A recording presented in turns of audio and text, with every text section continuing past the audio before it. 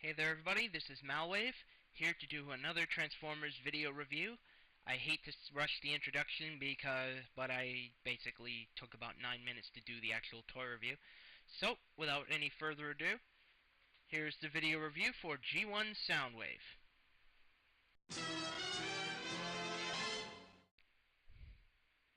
And here we have One Soundwave in his vehicle tape deck mode.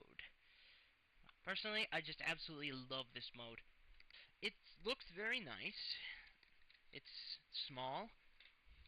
It's actually quite to scale if it was in real life. Soundwave also possesses, on the side here, if I can bring it in close enough, he's got a volume knob that does turn. Now, this may or may not be on your figure. This is because these are from the original Takara figure's legs. Same with the on-off switch. Mine does move. Yours may not.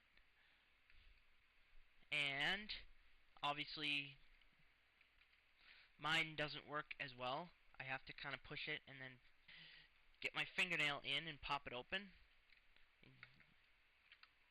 And then you have just a little tape. And this is Buzzsaw, the one that originally came with him. So we'll just set him off to the side. So, in short, I'd say Soundwave's vehicle mode is probably his vehicle mode. Nice job, Malwave. Nice job. His vehicle mode deserves at least a 24 out of 25. Mostly because of its style, like how it looks. It does the job of what it's supposed to do. It's supposed to convince us that it is Soundwave, and if I saw this toy somewhere and only seen the cartoon, never seen the toy, definitely would make me think that it was Soundwave. So now that we've covered the vehicle mode, let's get on to the robot mode. And here we are with Soundwave's robot mode. Now, I had originally recorded a version of this, and for some reason it slowed down, so here's just a quick re-record. Soundwave looks absolutely amazing in this mode, and I personally love him. I love him to death in this mode. And here's Buzzsaw in robot mode. He's facing the wrong way. Buzzsaw, the camera's this way! So yeah, he's got both his weapons, which the reason it slowed down was this part. You push this down, you pull this down. God damn it, I did it again. You pull this down and they store in there. Anyways, articulation. Getting straight into it. Soundwave's arm can rotate 360 degrees. It can bend 90 degrees at the elbow. His leg can turn about 90 degrees at the thigh due to transformation. And his knee can bend forward. I honestly don't know why. Maybe it's for something else. Looks like he's kicking a softball. Time Lord's got the Perceptor kick. I've got the Soundwave's football kick. Ha! But otherwise, the articulation's good. Oh, and just a small note: if you're wondering why I keep these feet this way, like this, it's because Soundwave's door tends to like to fall open when his legs are either forward, as you'll see in a sec. Hopefully, if it does it. Yep. See? So it opens up. This is the only time when this thing opens up. It's not going to do it for me, but just as a note, the tape deck will only open up when it's facing forward. When the legs are facing forward or completely to the side, and I doubt that you'll put Soundwave with his legs facing opposite directions. So for articulation-wise, I'm giving Soundwave about a 19. It's nice articulation for a G1 figure, but at the same time, it's not that great.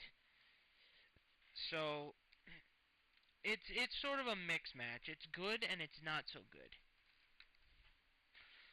Now, gimmick-wise, Soundwave does have a lot going for him. He's got the original gimmicks from his robot mode still present. He's got the tape deck. He's got the on and off switch, and he's got the volume control and the on and off switch on this leg. He's got his own little tape deck minions, which just easily, just simply, I can do it with one hand too. Look, see? He's basically got his own little tapes. So, that adds to it. But the thing is, his missile launcher, which if I was pointing to the right hand it would help, his missile launcher doesn't fire. Again, it's just like G1 Ironhide. I believe they took him out. They took out the missile launching mechanism from the original toys because Soundwave was originally a radio, like an actual AM radio. Ah! Soundwave, you're embarrassing me. Bad Soundwave.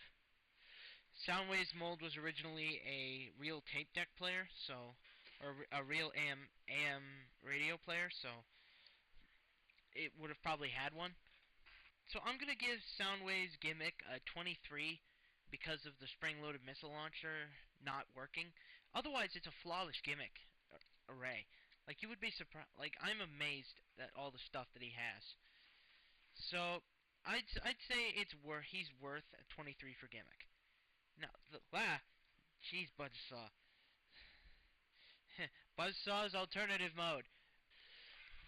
So, now for fun factor. And I better hurry up because this is getting to about 4 minutes so far. Or about 5 minutes. Soundwave's fun factor is incredibly high. He's a tape deck. He has the belt clip for roleplay. He's got the little tapes, which if you're a little kid, if you had a sibling, you could give them the tape, and they could just fiddle around with it, making sure they didn't have the guns. And Soundwave himself, extremely posable. He's got a nice wide range of gimmicks to keep kids entertained. Now, the reason he won't get a perfect score for fun factor is because some of the pieces are extremely dangerous for kids.